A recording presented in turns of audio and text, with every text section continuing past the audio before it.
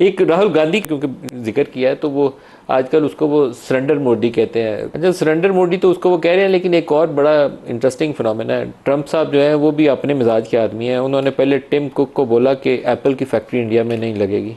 आज उसके बाद वो इलॉन मस्क है, उसने ऐलान किया है कि टेस्ला की फैक्ट्री जो है वो इंडिया में नहीं लगेगी। तो एक बड़ी अजीबोगरीब सिचुएशन डेवलप हो रही है। न्यूयॉर्क के अंदर मेयर के इलेक्शंस हो रहे हैं, तो मेयर के जो वहाँ कैंडिडेट्स हैं उनके अंदर एक साहब जो है उनका ताल्लुक, उनकी फैमिली का ताल्लुक गुजरात है, उनका ओरिजिन गुजरात है। तो उन्होंने वो डिबेट्स होती हैं वहाँ पे, सारे कैंडिडेट्स बैठे होते हैं, सवाल जवाब होते हैं। तो उस एक सवाल के जवाब में उन्होंने कहा कि ये जो है वॉर क्रिमिनल है मोदी।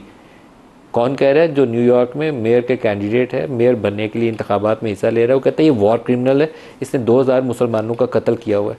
तो ये अगर आएगा न्यूयॉर्क में तो मैं इसके साथ प्रेस टॉक में या उससे हाथ मिलाने आगे नहीं जाऊंगा। खालिद चिश्ती साहब, उसने उसको नेतन्याहू से कंपेयर किया है। हम कुछ रोज़ पहले प्राइम मिनिस्टर साहब के साथ एक इंटरेक्शन में थे, तो प्राइम मिनिस्टर साहब ने कहा कि वॉर की ये जो इंडिया पाकिस्तान की ये मुख्तसर सी 3-4 दिन की जंगी कैफियत थी, इसमें पीक के ऊपर श्रीनगर में इसराइली बैठे हुए थे, उनका इक्विपमेंट भी इस्तेमाल हुआ और उनके वो इंस्ट्रक्टर्स या उनके जो भी उनको गाइडेंस देने वाले थे वो लोग भी वहाँ बैठे हुए थे। तो ये तो एक इस डायमेंशन में कुछ एक और फिनोमेना ऐड हो जाता है, इसराइली और इंडियन दोनों का इकट्ठा मुश्तरका प्लान के पाकिस्तान के ऊपर कैसे हमला करना। ये मलिक साहब, ये आज का फिनोमेना नहीं है। ये इनकी नेशनल इंटरेस्ट दोनों मुल्कों की कन्वर्जेंस बहुत पुरानी है। मैं खुद जब 90s में, आप सोचिए जरा, 98 में फैकल्टी मेंबर था पाकिस्तान एयरफोर्स वॉर कॉलेज में। तो मैंने एक आर्टिकल लिखा था 97-98 में, nexus between India and Israel. ये उस वक्त का हम पढ़ रहे हैं, मुझे याद आ गया। तो नेक्सस तो उनका पहले से है, और कॉमन कुछ नहीं है इसमें। ना जोग्राफिया उनका कॉमन है, ना उनकी लैंग्वेज कॉमन है, ना मजहब कॉमन है, कोई कॉमनैलिटी नहीं है। एक कॉमन चीज है, वो है नेशनल इंटरेस्ट। एक ही दुश्मन मुल्क कॉमन है, वो है पाकिस्तान। तो ये जो कोलैबोरेशन है, जो कोऑपरेशन है, वो आज का नहीं है। आपने नोट किया होगा, मैं पहले भी अर्ज कर चुका हूँ शायद, कि आप पिछले, जब हमारी पाकिस्तान एयरफोर्स की मैं एग्जांपल दे देता हूँ, 1982 में हमने F-16 इंडक्ट किए थे। पिछले 43 सालों में हमने सिवाय चाइनीज JF-17 थंडर को ऐड किया और फिर खुद मैन्युफैक्चर शुरू किया। J-10C के अलावा हमने कोई इंडक्ट जहाज नहीं नया किया, नया जहाज टाइप नहीं इंडक्ट किया। पिछले 43 सालों में अगर हिंदुस्तान का डाटा उठा लें तो राफेल और मिराज 2000 जाहिर है वो फ्रांस के हैं। इसराइल से आपने देख लिया मिसाइल कितने थे। S-400 मिसाइल रशिया का है। और इसके अलावा आप नोट कर लें कि इंग्लैंड भी उनको हेल्प कर रहा है, बहुत सारे मुल्क हेल्प कर रहे हैं। तो उनकी अमेरिका भी हेल्प कर रहा है, अमेरिका ने मिलिट्री हेलीकॉप्टर दिए हुए उनको। तो बहुत सारे मुल्क हमारे, अगर ओपोनेंट देखें तो कितने मुल्क हिंदुस्तान को सपोर्ट कर रहे हैं।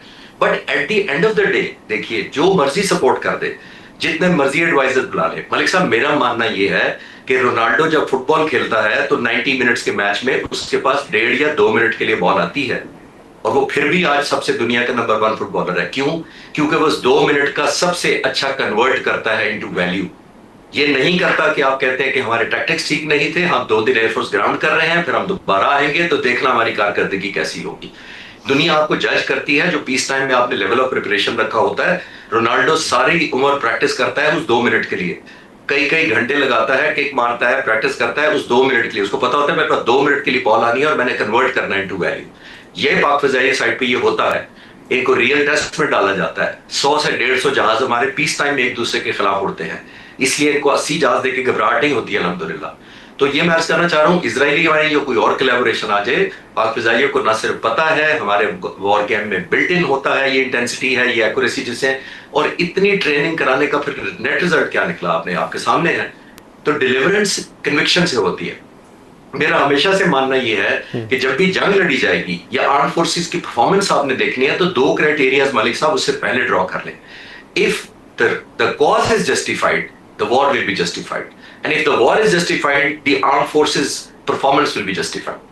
3 चीजें कनेक्ट नहीं कर सकते। इनकी तो कॉज जस्टिफाइड भी नहीं थी, इनकी वॉर जस्टिफाइड भी नहीं थी, और जाहिर परफॉर्मेंस कैसे जस्टिफाइड है अपने नाम के साथ। आपने देखा 900 फाइटर जहाजों को ग्राउंड कर दिया गया। 1-2 टाइप को तो आप कह दें कि हमारे से गलती हो गई है। पूरे फ्लीट को भी आप पूरी एयरफोर्स में 2 दिन तो 3 दिन तो इनकी फ्लाइंग ही नहीं हुई किसी तरह। बांग्लादेश और श्रीलंका के बॉर्डर के पास फ्लाइंग हो रही थी इनकी पूरे 3 दिन के लिए।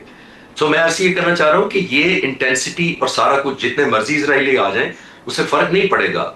At the end of the day अगर मुकाबले में इंडियन पायलट्स या इन्होंने आना है तो फिर अल्हम्दुलिल्लाह, अगर जब तक वो माइंडसेट डेवलप नहीं करेंगे, जैसे मैंने कहा, वो कॉज जस्टिफाइड नहीं करेंगे, तो ये वॉर भी जस्टिफाइड नहीं करेगा और परफॉर्मेंस भी उसके कंपैटिबल ही होगी, आपके सामने है। प्राइम मिनिस्टर साहब ने एक स्टेटमेंट दी है, वो इसी इंडिया वाले कॉन्टेक्स्ट में और पानी के इशू पे पहले वो सुन लें, फिर आगे चलते हैं।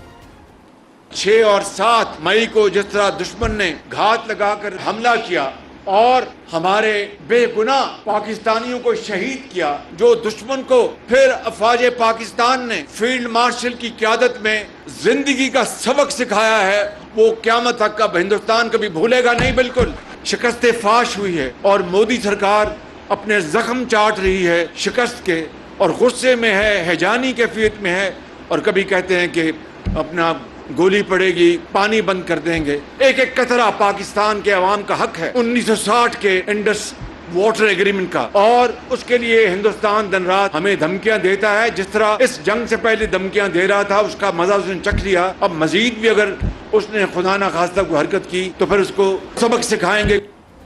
आज़मा बीबी, पानी जो है वो ज़िंदगी है, पानी के बगैर गुजारा नहीं है। 3 जो मशरकी दरिया थे वो इंडस वाटर ट्रीटी में पहले देकर मेरे तो ख्याल में काफ़ी बड़ी कमज़ोरी वाला माहदा किया गया था। मैं उसको बहुत ज़्यादा उसका हामी नहीं था। बहुत ही आपने एक पंजाब का हक है 3 दरिया, उसको इंडिया के हवाले 100% कर दिए हैं। अब बाकी 3 दरियाओं के ऊपर अगर वो हमारे हक पे डाका मारेगा तो आपको क्या करना चाहिए? मलिक साहब, इसके ऊपर प्राइम मिनिस्टर साहब बहुत कैटेगोरिकली, और मेरे ख्याल फील्ड मार्शल साहब ने भी एक आधी मरतबा इस पर जिक्र किया है कि पानी अगर रोकना जो है वो पाकिस्तान पे हमला तस्वुर होगा, और फिर ज़ाहिर है जब पाकिस्तान पे हमला होगा तो उसका जवाब दिया जाएगा। लेकिन जितने भी सफारती और जितनी भी कानूनी जो तरीक़ाकार हैं वो भी यकीनन अडॉप्ट किए जाएंगे, क्योंकि पाकिस्तान एक पुरअमन मुल्क है। हमने हमेशा अमन की बात की है, हमने हमेशा मुज़ाकरात की, हमने नेगोशिएशंस की बात की है, और उसको हम हमेशा आगे लेके चले हैं। लेकिन अगर किसी को कोई शौक़ आएगा जो है वो कोई दोबारा से हमाकत करने का, तो फिर ज़ाहिर है फिर वो किसी के भी मुफाद में नहीं होगा। और ये इंडिया की गलत फहमी है, अब तो खैर काफ़ी हद तक दूर हो गई होगी और हो जानी चाहिए कि इंडिया जो है वो पाकिस्तान को डोमिनेट कर सकता है। सो पानी के हवाले से यकीनन पाकिस्तान ऑलरेडी एक जो है वो वाटर डेफिशिएंट कंट्रीज़ में से है, और पानी की जो सतह है हमारे मुल्क के अंदर वो दिन ब दिन जो है वो कम हो रही है, और इसके ऊपर बहुत सारा काम गवर्नमेंट लेवल के ऊपर भी जो है वो किया जा रहा है, होना चाहिए। लेकिन ये इतना आसान नहीं होगा इंडिया के लिए कि वो मतलब उसका दिल चाह रहा है और वो पानी बंद कर दे। पानी बंद करके लेके कहाँ जाएगा? सवाल ये है कि क्या उसके पास नए डैम्स जो हैं वो तैयार हैं जहाँ वो पानी जो है वो रोक लेगा? और फिर इंडिया के ऊपर चाइना भी मौजूद है जहाँ से पानी आता है। और अभी कुछ दिन पहले आपने एक चाइनीज़ उनके मैंने उनको सुना एक्सपर्ट को, और वो कह भी रहे थे कि जी हम ऊपर बैठे हैं, फिर पानी के ये सेंटर में है, और अगर ये नीचे वाले का पानी रोकेंगे तो हम ऊपर बैठे हैं। तो ये एक अजीब व गरीब किस्म का खित्ते के अंदर एक ऐसी चीज़ शुरू हो जाएगी वो कतई तौर पर इंडिया को सूट नहीं करती। ऊपर चाइना है, नीचे पाकिस्तान है, बीच में इंडिया है। सो वैसे इंडिया के बुरे दिन चल रहे हैं। मुझे तो लगता है कि वो सिफारती तौर पर भी मार खा रहे हैं, वो अपने मुल्क के अंदर भी मार खा रहे हैं, और उनकी कोई भी उनसे बन नहीं पड़ा कि जो वो चाहते हैं वो नहीं कर पाएंगे, और इंशाअल्लाह ताला उनको करने नहीं देंगे। जहाँ तक आलमी अदालत में जाने की बात है, जहाँ पर सफारतकारी के ज़रिए जो है इन बातों को टेकअप किया जा रहा है और एग्रेसिवली किया जाएगा, और बिल्कुल इंडिया को पाकिस्तान का पानी रोकने की इजाज़त नहीं दी जाएगी। ये बहुत क्लियर होना चाहिए।